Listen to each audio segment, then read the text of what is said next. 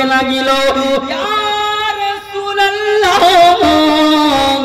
আল্লাহ নবীর পা দুখানা ধরে জোরে চুপটি মেরে কান্নাকাটি করতে লাগিল, ইয়া রাসূলুল্লাহ, ইয়া হাবিবাল্লাহ, হুজুর আপনাকে আমি চিনতে পারি নাই, আপনি হলেন দয়ার নবী, আপনি হলেন মায়ার নবী, আপনি হলেন দুনিয়ার বাদশাহ, আপনি হলেন রাহমাতাল লিল আলামিন, আল্লাহ তাআলার পছন্দীয় নবী। ইয়া রাসূলুল্লাহ, ইয়া হাবিবাল্লাহ, হুজুর বেয়াদবি ক্ষমা করে দিবেন।